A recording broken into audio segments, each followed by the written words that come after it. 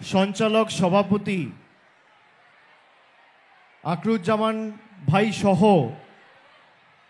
আমাদের মঞ্চে উপবিষ্ট জেলার সকল নেতৃবৃন্দ, মন্ত্রিসভার সদস্য, বিধায়কবৃন্দ, জেলা পরিষদের মেম্বার, সভাধিপতি সহ সর্বস্তরের নির্বাচিত জনপ্রতিনিধি, দলীয় পদাধিকারী, আমি সকলকে একযোগে শ্রদ্ধা, কৃতজ্ঞতা, প্রণাম জানাচ্ছি।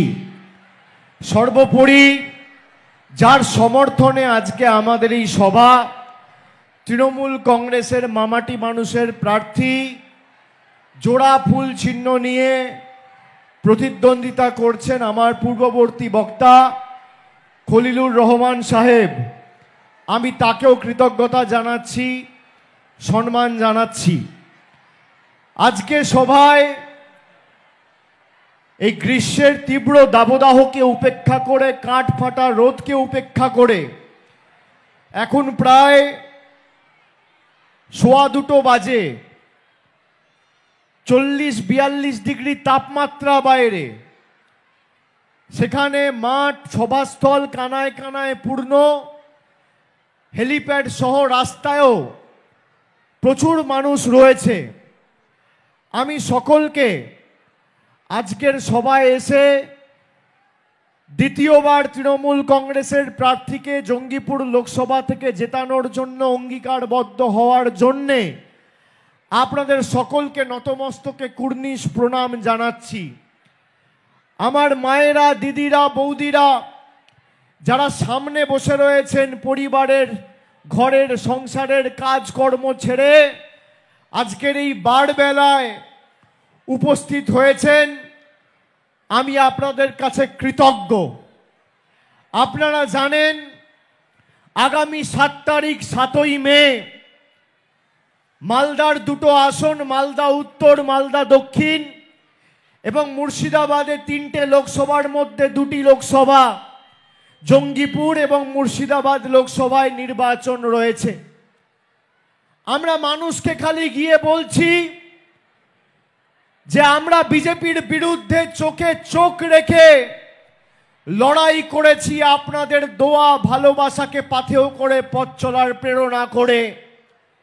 5 বছর 6 বছর ধরে তৃণমূল কংগ্রেসের উপর কি অত্যাচার চালিয়েছে এরা আপনারা দেখেছেন। ইডি, সিবিআই থেকে শুরু করে বিচার ব্যবস্থার একাংশকে কাজে লাগিয়েছে। সংবাদ মাধ্যমের প্রতিনিধিরা আছে, প্রত্যেকটা সংবাদ মাধ্যমকে হাতে পুতুলের মতো এরা ব্যবহার করেছে যে তৃণমূল কংগ্রেসকে কিভাবে কালিমালিপ্ত করা যায়, বাংলার মানুষকে কিভাবে কালিমালিপ্ত করা যায়। আমি 1 বছর আগে নবজোয়ার শুরু করার সময় মুর্শিদাবাদ জেলায় প্রায় 4 রাত ছিলাম।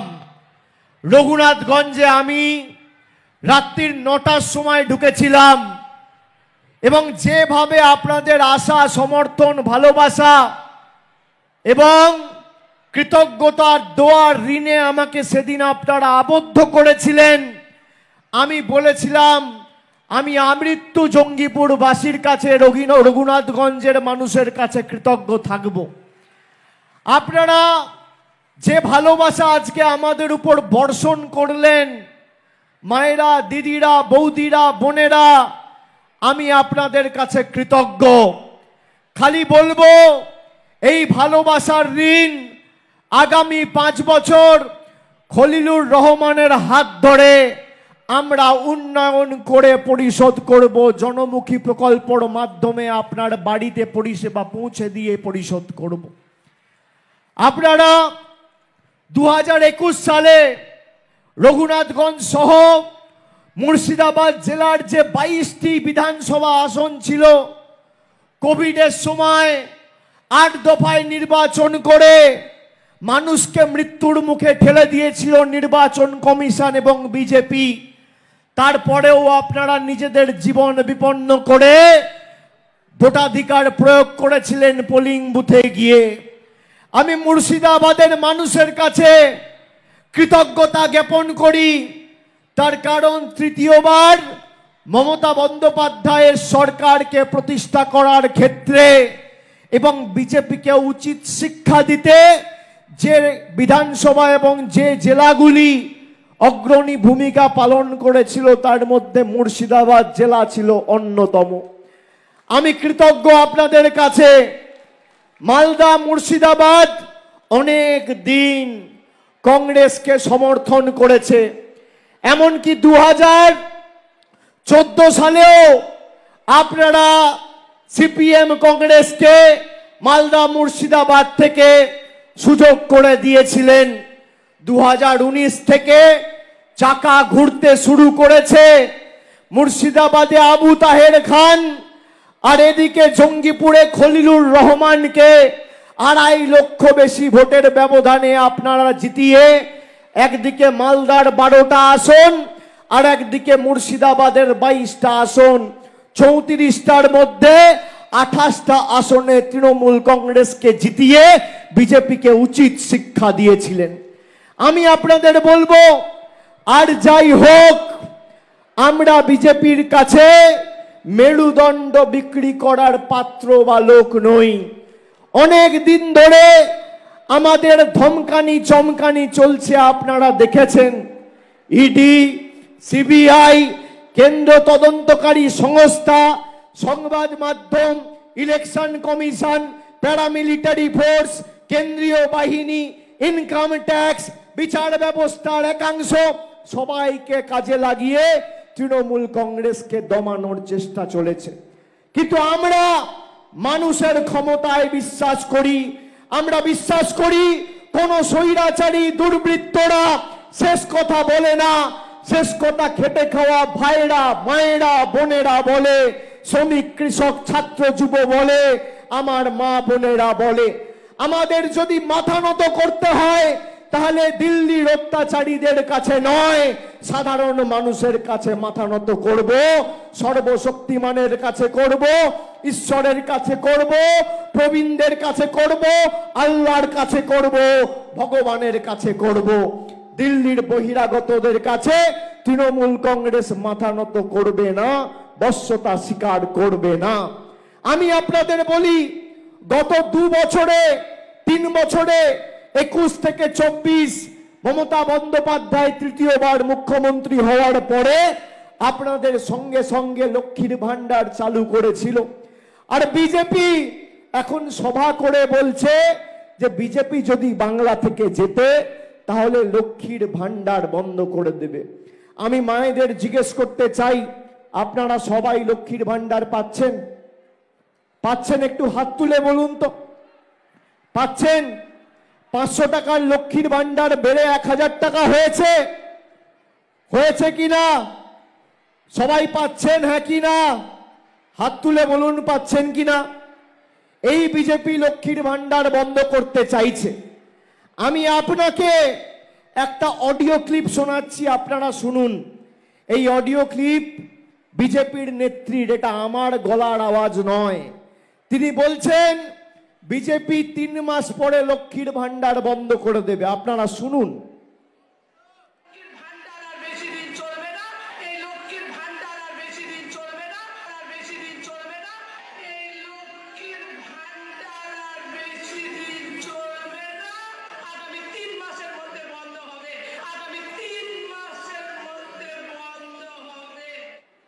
এটা কার গলার আওয়াজ জানেন? কুচবিহারের বিজেপি নেত্রী দীপা চক্রবর্তীর। এটা তো আমার গলার আওয়াজ নয়। আজকে প্রায় 7 থেকে 8 দিন হয়ে গেছে এই বিজেপি নেত্রী প্রকাশ্যে সভা করে বলেছে 3 মাসের মধ্যে লক্ষ্মীর ভান্ডার বন্ধ করবে। বিজেপি মানুষের কাছে ক্ষমা পর্যন্ত চায়নি। যারা লক্ষ্মীর ভান্ডার বন্ধ করতে চায় মায়েরা, আগামী 7 তারিখ তাদের উচিত শিক্ষা দেবেন কি দেবেন না? দেবেন কি দেবেন না? দেওয়া উচিত কি না? যারা মানুষকে এতদিন ধরে নিপীড়িত, বঞ্চিত, লাঞ্ছিত, অত্যাচারিত করে রেখেছে তাদের উচিত শিক্ষা দেওয়া কি উচিত কি উচিত না? আপনি দেখুন, আজকে প্রায় 7 দিন 10 দিন হয়ে গেছে, কোন কংগ্রেস নেতা, কোন সিপিএম নেতাকে দেখেছেন এর বিরুদ্ধে একটা সাংবাদিক বৈঠক করে বিজেপিকে আক্রমণ করেছে? যে মায়েদের লক্ষ্মীর ভান্ডার মূল্যবৃদ্ধির সময়কালে যেখানে দৈনন্দিন জীবনের নিত্য প্রয়োজনীয় জিনিসের দাম আজকে আকাশ ছোঁয়া, যেখানে ভারতবর্ষের কেন্দ্র সরকার এবং দেশের প্রধানমন্ত্রীর নেতৃত্বাধীন বিজেপি সরকারের জনবিরোধী নীতির কারণে আজকে 3 টাকার ডিম 7 টাকা, 40 টাকার ডিজেল 92 টাকা, 50 টাকার পেট্রোল 100 টাকা, 400 টাকার রান্নার গ্যাস 1000 টাকা, 50 টাকার সরষের তেল 200 টাকা লিটার, পাতি লেবু 180 টাকা কেজি, চা পাতা ছিল 110 টাকা, আজকে 280 টাকা কেজি, রসুন ছিল 70 টাকা কেজি, আজকে 430 টাকা কেজি। মমতা বন্দ্যোপাধ্যায় যদি লক্ষ্মীর ভান্ডার না দিত সংসার হয়তো চলতো, কিন্তু আর্থিক টান তো সবার পড়তো, অস্বীকার তো করতে পারবেন না। একটা পরিবারে 3 জন মহিলা থাকলে বছরে 36,000 টাকা করে আপনি 1 এপ্রিল থেকে লক্ষ্মীর ভান্ডার বাড়ার পর এখন আর মাসে 500 নয়, মাসে 1000 আর বছরে 12,000 টাকা পাচ্ছেন। একদিকে মোদী সরকার আধার আর প্যান কার্ডের লিঙ্ক করার নাম করে আপনার থেকে 1000 টাকা করে নিয়ে দিল্লিতে চলে যাচ্ছে, আর অন্যদিকে আমাদের সরকার লক্ষ্মীর ভান্ডার করে ডাইরেক্ট ব্যাংক ট্রান্সফারের মাধ্যমে আপনার অ্যাকাউন্টে 1000 টাকা করে মাসে পৌঁছে দিচ্ছে। আপনি বলুন অস্বীকার করতে পারবেন? পারবেন না। আজকে কংগ্রেস বিজেপির বি টিম হয়ে, সিপিএম বিজেপির বি টিম হয়ে এই বাংলায় কাজ করছে। আপনারা দেখেছেন 2023-এ জুন মাস থেকে আমরা চেয়েছিলাম যে এখানে কংগ্রেসের সাথে আমাদের জোট হোক। একদিকে রাহুল গান্ধী, সোনিয়া গান্ধী দিল্লিতে, কর্ণাটকে, মহারাষ্ট্রে, বিভিন্ন জায়গায়, বিহারে মমতা বন্দ্যোপাধ্যায়কে পাশে বসিয়ে বলছে যে আগামী দিন বিজেপিকে উৎখাত করতে আমাদের তৃণমূলের দরকার রয়েছে, তৃণমূল অগ্রণী ভূমিকা পালন করবে।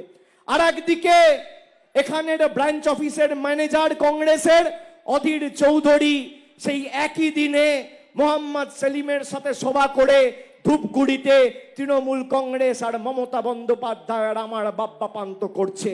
কার হাত শক্তিশালী করছে এই কংগ্রেস? কার হাত শক্তিশালী করছে এই সিপিএম? আপনারা জানেন।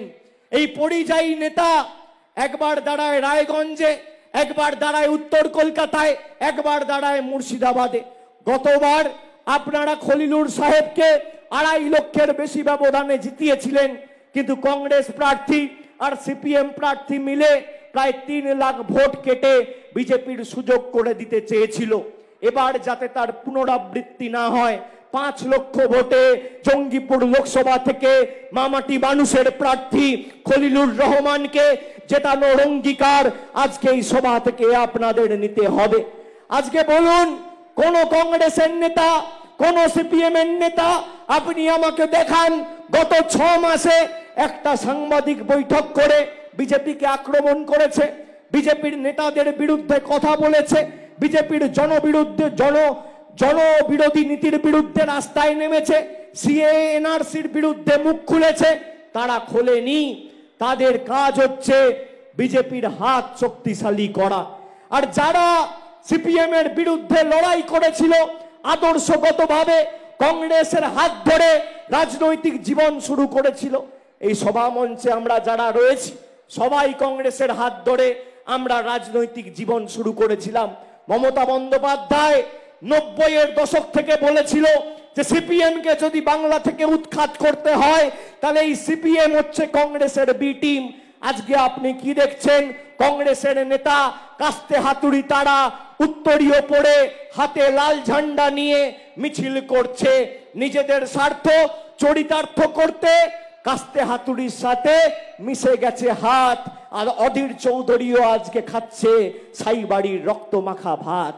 আমাদের লজ্জা যে এই কংগ্রেসকে মালদা মুর্শিদাবাদের মানুষ একদিন সমর্থন করেছিল এক বুক আশা আকাঙ্ক্ষা নিয়ে। ইনি বারবার বলেছেন যে আমি চ্যালেঞ্জ করছি মমতা ব্যানার্জি আর অভিষেক ব্যানার্জি বহরমপুর থেকে প্রার্থী হন। আপনি চ্যালেঞ্জ করতে পারেন, কিন্তু প্রশ্ন এটাই যে আপনি মমতা ব্যানার্জিকে চ্যালেঞ্জ করলে কার হাত শক্তিশালী হচ্ছে? বিজেপির হাত শক্তিশালী হচ্ছে না? মায়েরা ভাইয়েরা বলুন, কংগ্রেস আর সিপিএম এর কার্যকলাপ দেখে আপনাদের উপলব্ধি কি? কার হাত শক্তিশালী হচ্ছে? কার হাত শক্তিশালী হচ্ছে? জোরে বলো। বিজেপিকে যদি উচিত শিক্ষা দিতে হয় তাহলে কাকে ভোট দেবেন? বিজেপির যদি জামানত বাজেয়াপ্ত করতে হয় কাকে ভোট দেবেন? বাংলা বিরোধীদের যদি উচিত শিক্ষা দিতে হয় কাকে ভোট দেবেন? বহিরাগতদের যদি উপড়ে ফেলতে হয় কাদের ভোট দেবেন? লক্ষ্মীর ভান্ডার আগামী দিন যাতে অব্যাহত থাকে কাদের ভোট দেবেন? আর আগামী দিন যাতে দিল্লির বুকে একটা গণতান্ত্রিক, সংবেদনশীল, গঠনমূলক, ধর্মনিরপেক্ষ, প্রগতিশীল সরকার তৈরি হয়, কাকে ভোট দেবেন? কাকে ভোট দেবেন? খলিলুর বাবু 1 নম্বর বোতাম, 1 নম্বরে ভোট দিয়ে তৃণমূলের হাত শক্তিশালী করে 2 নম্বরই নেতাগুলোর জামানত বাজেয়াপ্ত করার শপথ আজকে এই সভা থেকে আপনাদের নিতে হবে। আপনি দেখুন, আমি তারিখ বলে দিচ্ছি, আমার স্পষ্ট মনে আছে 2 সেপ্টেম্বর, 2 সেপ্টেম্বর, সেপ্টেম্বর মাসের 2 তারিখ আমরা ছিলাম মুম্বাইতে। মমতা বন্দ্যোপাধ্যায় সেদিনকে ইন্ডিয়া জোটের মিটিংয়ে গেছিল। ইন্ডিয়া জোটের কে কোন আসনে লড়বে আমরা বারবার বলেছি। কংগ্রেস করছি, করব, হবে বলে ঝুলিয়ে রেখেছিল। আমরা চেয়েছিলাম যে বিজেপির বিরুদ্ধে এই লড়াই, যে যেখানে যার শক্তি রয়েছে সে সেখানে লড়বে এবং যে রাজনৈতিক দলের যতটুকু ক্ষমতা রয়েছে সে তাকে সমর্থন করবে। বাংলায় বিজেপির বিরুদ্ধে কে লড়াই করছে? বাংলায় বিজেপির বিরুদ্ধে কে লড়াই করছে? তাহলে বিজেপিকে উচিত শিক্ষা দিতে কাকে জেতানো উচিত? কার হাত শক্তিশালী করা উচিত? 2 তারিখ যখন বোম্বেতে ইন্ডিয়া জোটের বৈঠক হচ্ছে, রাহুল গান্ধী, সোনিয়া গান্ধী মমতা বন্দ্যোপাধ্যায়কে পাশে বসিয়ে বলছে যে আমরা ঐক্যবদ্ধ হয়ে লড়ার শপথ নিচ্ছি। একই দিনে ধূপগুড়ির উপনির্বাচনে মোহাম্মদ সেলিম আর অধীর রঞ্জন চৌধুরী মমতা বন্দ্যোপাধ্যায় তৃণমূলের বাব্যাপান্ত করছে। কার হাত শক্তিশালী হচ্ছে এতে? বিজেপির হাত শক্তিশালী হচ্ছে। তা আপনারা এই গদ্দার গুণকে চিহ্নিত করতে পেরেছেন তো? পেরেছেন তো? ভারতবর্ষের প্রধানমন্ত্রী কিছুদিন আগে সভা করে বলেছে যারা মাছ খায় তারা দেশ বিরোধী।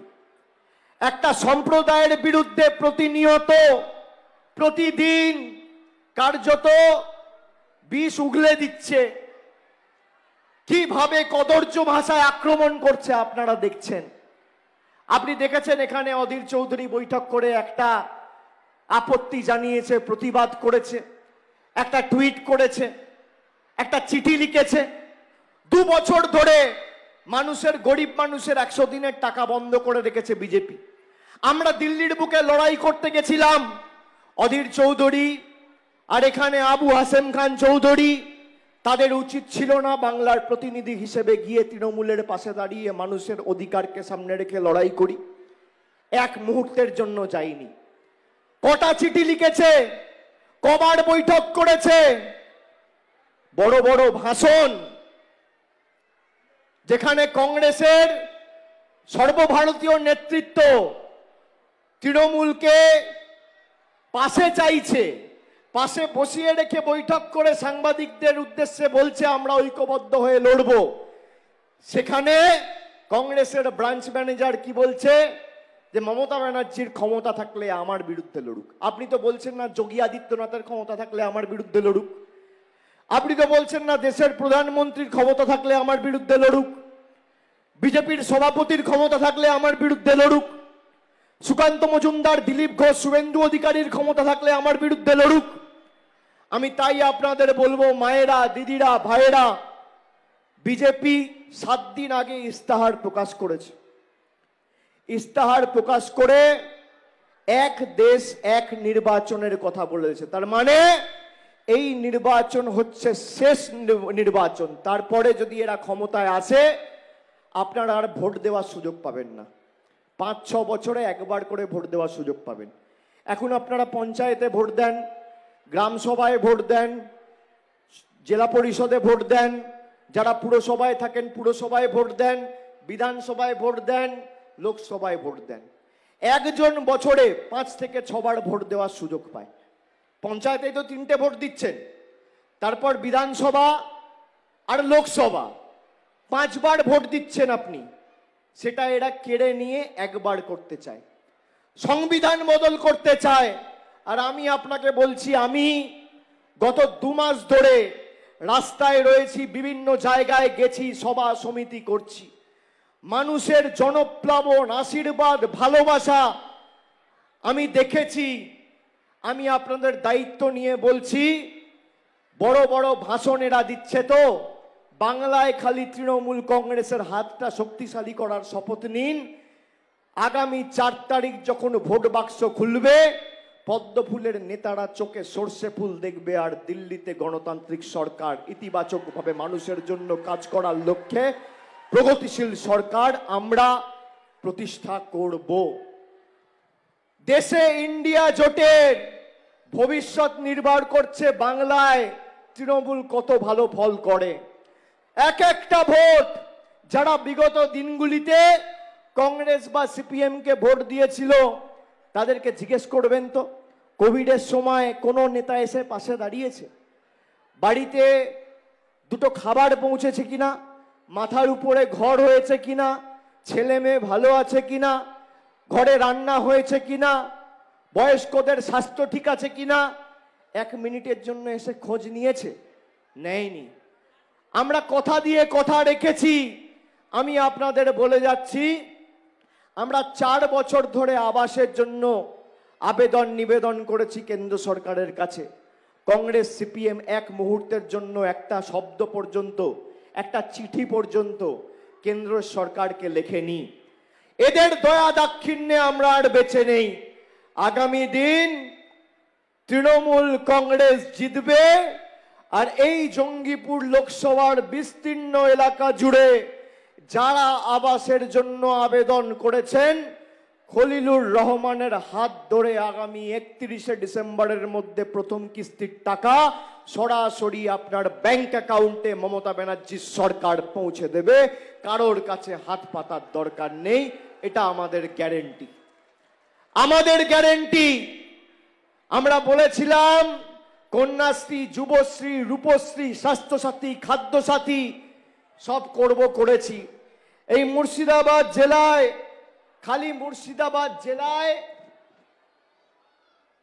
18,07,710 জন মায়েদের, দিদিদের, বৌদিদের আমরা মাসে মাসে লক্ষ্মীর ভান্ডার দিচ্ছি।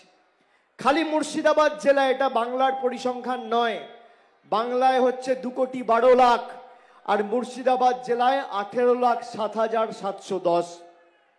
প্রায় 2,34,000 শ্রমিকরা 100 দিনের কাজ করে তাদের বঞ্চিত পাওনা থেকে তাদেরকে বঞ্চিত করে রাখা হয়েছিল, তাদের টাকা বকেয়া ছিল। গত ফেব্রুয়ারি মাসে কেন্দ্র সরকারের এই বঞ্চনা থেকে, এই তমসাচ্ছন্ন পরিস্থিতি থেকে মুক্তির সূর্যোদয় ঘটিয়ে আমাদের মামাটি মানুষ সরকার সরাসরি 136 কোটি টাকা ডাইরেক্ট ব্যাংক ট্রান্সফার করে মুর্শিদাবাদ জেলার অধীনে 2,34,000 ভাইদের, মায়েদের ব্যাংক অ্যাকাউন্টে 100 দিনের বকেয়া পাওনা টাকা পাঠিয়ে দিয়েছে। প্রায় 28 লক্ষ বোনেদের কন্যাশ্রীতে আর্থিক সাহায্য করা হয়েছে। প্রায় 77 লক্ষ ব্যক্তিকে, 77 লক্ষ এই মুর্শিদাবাদ জেলায়, যাদেরকে বিনা পয়সায় রেশন আমাদের সরকার দিচ্ছে।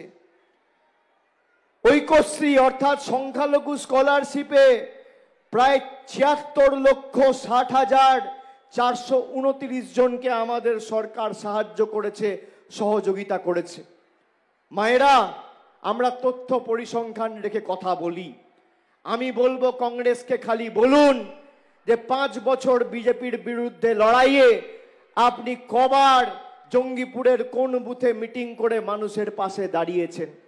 খালি নিজের অধিকারটা সামনে রেখে আগামী দিন লড়াই করার জন্য প্রস্তুত হন।